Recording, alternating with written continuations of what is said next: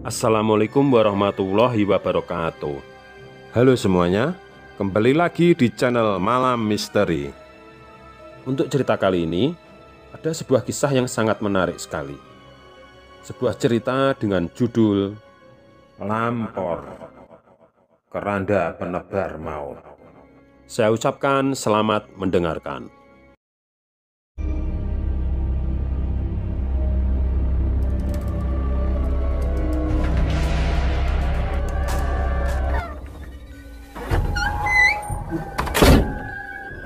Malam itu, terlihat ayah sedang bertengkar dengan Mas Har.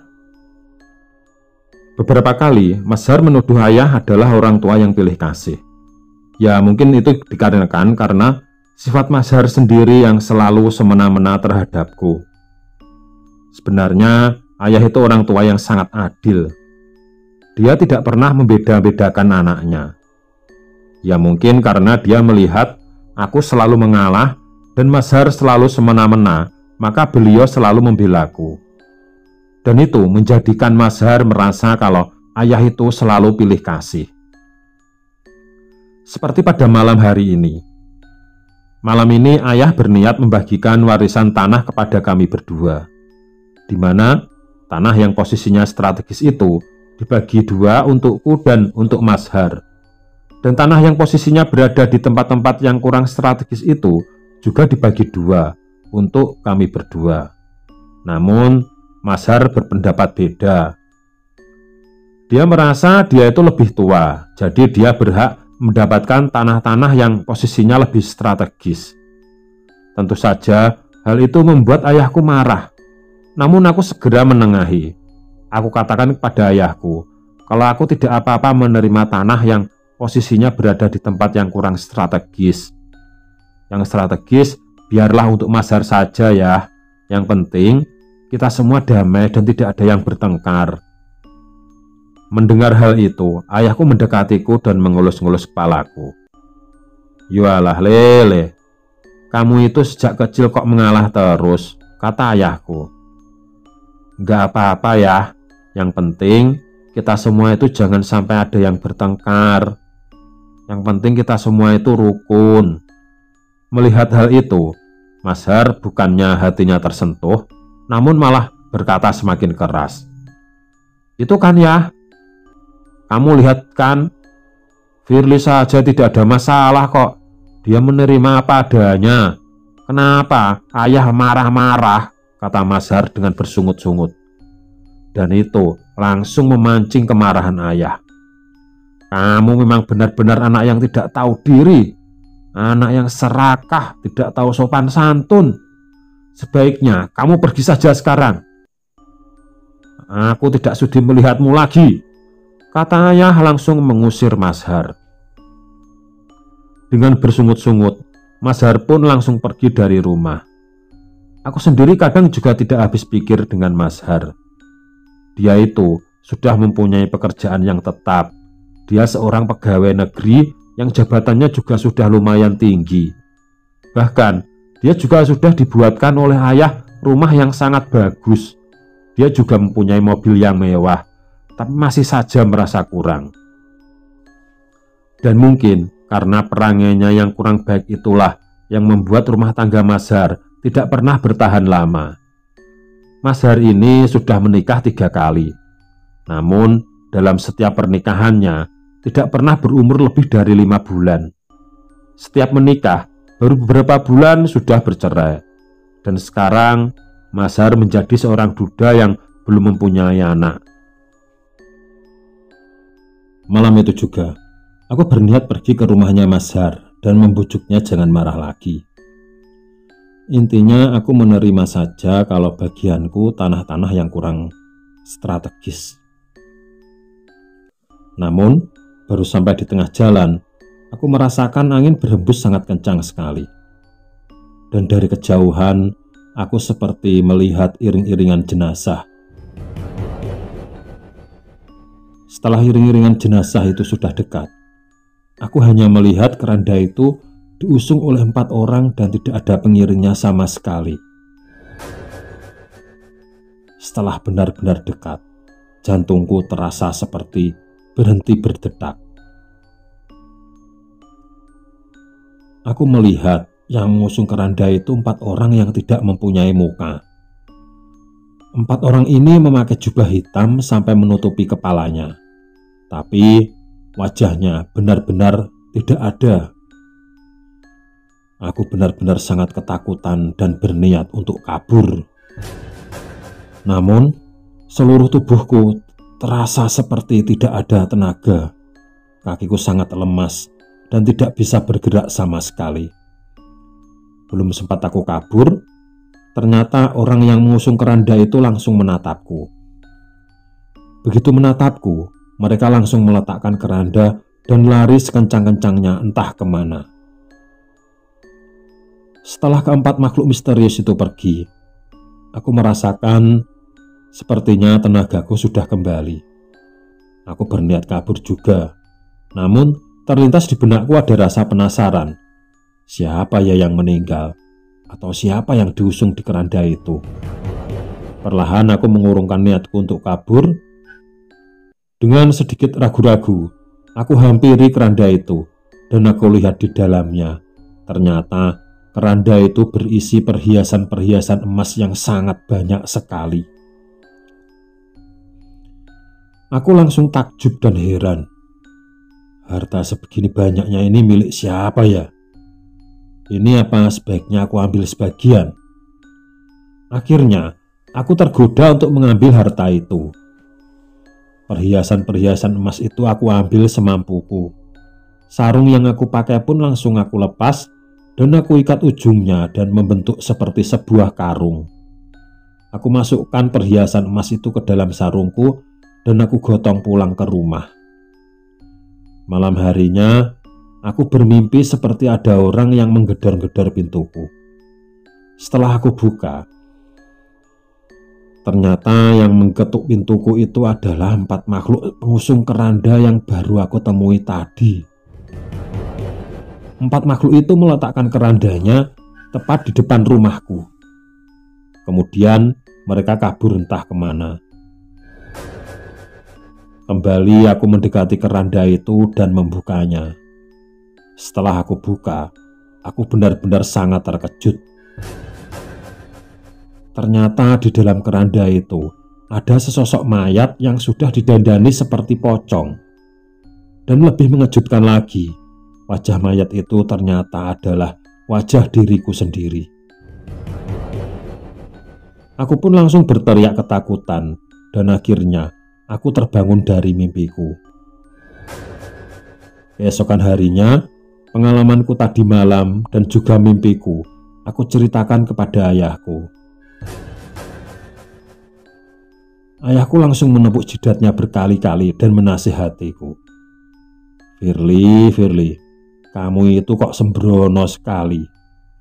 Kamu tahu tidak, dulu ada teman kakekmu yang juga mengalami hal seperti itu. Dia mengambil perhiasan dari keranda dan didatangi keranda yang isinya mayatnya sendiri. Dan beberapa hari kemudian, teman kakekmu itu langsung meninggal.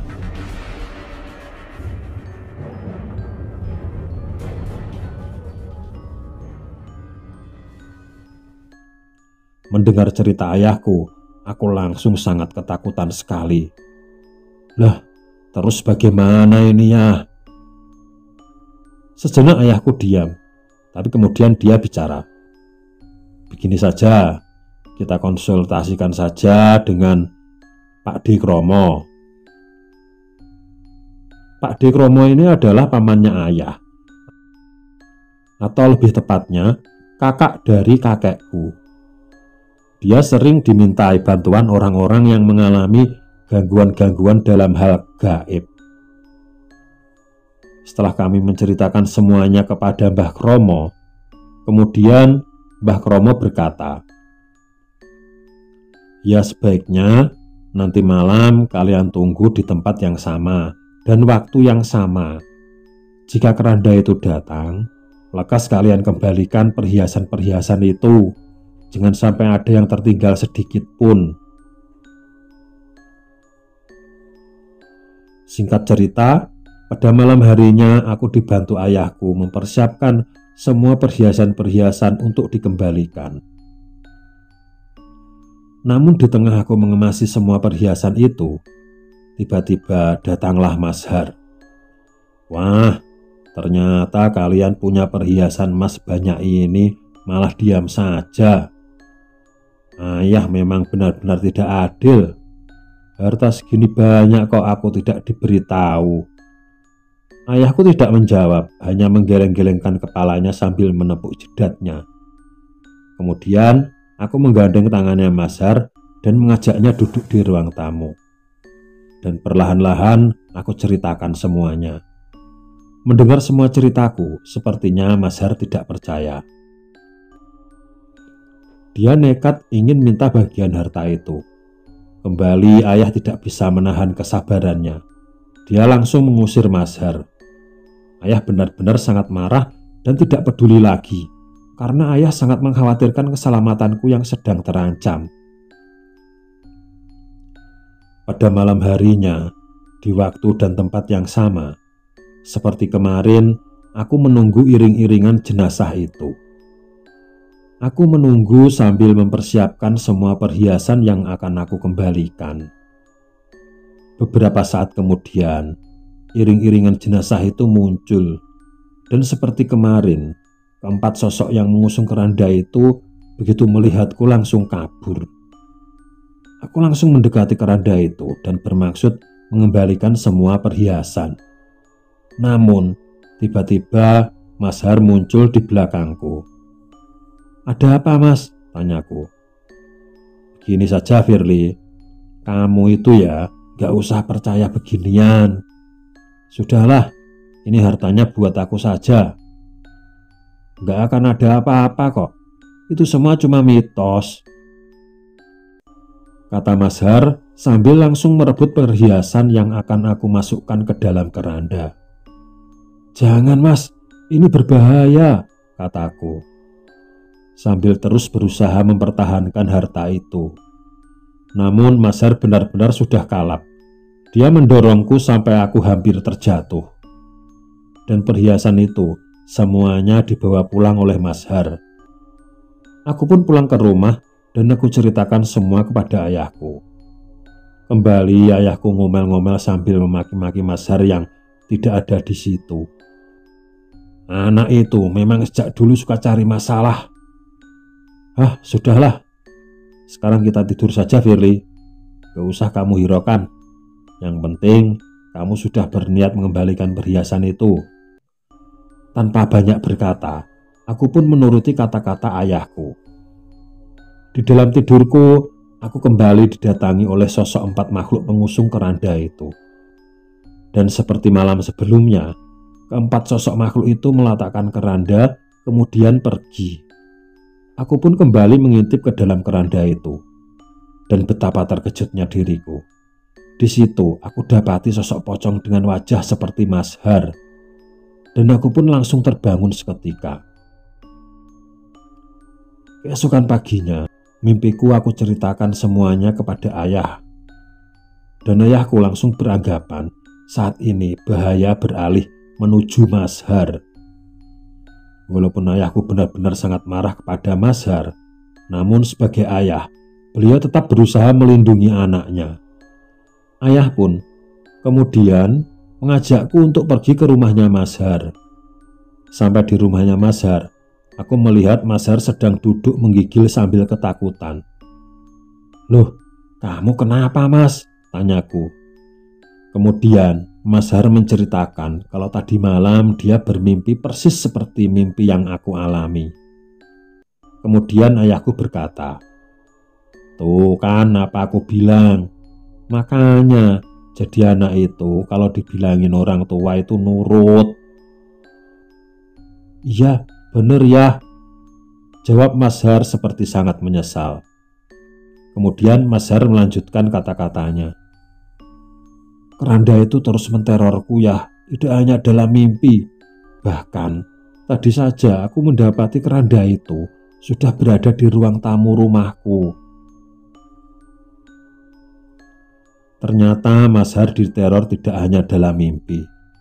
Di alam nyata pun, setiap saat dia selalu didatangi oleh keempat makhluk pengusung keranda itu. Ya sudah, nanti malam di tempat dan waktu yang sama, kamu tunggu keranda itu dan kamu kembalikan semua perhiasannya. Itu kalau kamu ingin terbebas dari semua gangguan ini. Iya ya, jawab Mas Har sambil tergagap. Malam harinya, Mas Har mengajakku untuk mengembalikan semua perhiasan itu ke keranda. Aku pun tidak keberatan dan mengantarkannya sampai ke lokasi tepat di jam dan tempat yang sama. Beberapa saat kemudian, datanglah iring-iringan jenazah itu. Setelah pengiring jenazah itu pergi, Mas Har mengambil perhiasan-perhiasannya dan dia kembalikan ke dalam keranda itu. Setelah semua perhiasan dimasukkan ke dalam keranda, kami pun pulang.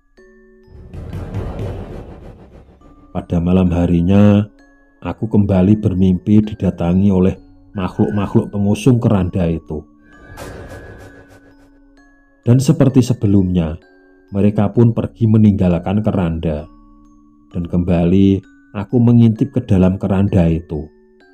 Setelah aku mengintip ke dalam keranda itu, ya memang di situ tidak ada mayat. Namun aku sangat heran karena di dalam keranda itu ada 2 potong tangan. Sepertinya 2 tangan yang baru saja dipotong dari seseorang. Dan itu benar-benar sangat mengerikan. Lebih mengerikan daripada melihat pocong. Aku pun berteriak sangat ketakutan sampai terbangun dari tidurku. Kembali aku ceritakan mimpi itu kepada ayahku. Ayahku juga heran. Apa yang sebenarnya terjadi? Kenapa aku bermimpi seperti itu? Beberapa saat kemudian, aku mendengar ada orang mengetuk pintu. Setelah aku buka, ternyata Pak RT mengabari Mas Har sedang sakit keras. Tangannya tidak bisa digerakkan. Kami pun langsung bergerak menuju ke rumahnya Mas Har. Sampai di rumahnya Mas Har, aku sangat terkejut melihat kedua tangannya Mas Har bengkak sangat parah. Dan yang lebih mengejutkan lagi, aku melihat di pergelangan kedua tangannya Mas Har terdapat gelang. Aku jadi ingat kalau tidak salah itu gelang perhiasan dari keranda itu. Aku pun langsung bertanya kepada Mas Har. Ya ampun Mas, ini apa gelang dari perhiasan itu Mas? Kenapa tidak kamu kembalikan semuanya? Tanya aku benar-benar sangat menyesali perbuatan Mas Har. Mas Har pun tidak sanggup menjawab karena dia sedang menahan rasa sakit yang teramat sangat. Akhirnya kami membawa Mas Har ke rumah sakit. Setelah beberapa hari dirawat, ternyata dokter akhirnya memutuskan kalau tangannya Mas Har harus diamputasi. Sudah tidak ada jalan lain lagi. Akhirnya Mas Har benar-benar kehilangan kedua tangannya. Semenjak Mas Har kehilangan kedua tangannya itu, dia seperti orang yang stres. Kepercayaan dirinya benar-benar lenyap. Setiap hari hanya bisa mengurung di dalam rumah. Setiap pagi, siang, dan malam, aku selalu mendatangi rumahnya Mas Har untuk mengirimkan makanan. Dan terkadang, aku membantu menggantikan bajunya. Namun selama aku merawat Mas Har benar-benar tidak berbicara sepatah kata pun. Dia benar-benar terpukul batinnya, karena sekarang sudah menjadi orang yang cacat. Beberapa hari kemudian, aku mendengar kabar yang sangat mengejutkan. Di bawah jembatan, seorang pemancing menemukan mayat yang kepalanya pecah di atas batu besar. Kemungkinan besar orang itu jatuh dari jembatan. Setelah kami semua mengevakuasi mayat itu, ternyata itu mayatnya Mas Har. Entah apa yang terjadi dengannya. Apa karena dia terjatuh? Namun banyak pula yang berasumsi mungkin dia sengaja menghabisi nyawanya sendiri karena tidak kuat menanggung tekanan jiwa akibat kehilangan kedua tangannya. Setelah kematian Mas Har, karena Mas Har ini tidak punya anak istri, otomatis semua hartanya Mas Har dengan sendirinya menjadi milikku. Entahlah, aku harus senang atau sedih. Ya mungkin senang karena aku mendapatkan harta warisan seutuhnya. Namun di sisi lain, aku benar-benar sangat sedih karena kehilangan Mas Har. Walaupun sejak kecil sampai dia dewasa, Mas Har selalu bersikap buruk kepadaku. Namun sebagai adik, aku tetap menyayanginya sepenuh hatiku. Aku benar-benar kehilangan dirinya. Sekian untuk kisah kali ini. Bagaimana menurut kalian tentang kisah ini? Tulis komentar kalian di kolom komentar. Dan semoga apa yang sudah saya sampaikan dalam kisah ini dapat dijadikan pembelajaran untuk kita semua. Jangan lupa komen, like, dan subscribe. Sekian dan terima kasih, semoga bermanfaat. Wassalamualaikum warahmatullahi wabarakatuh.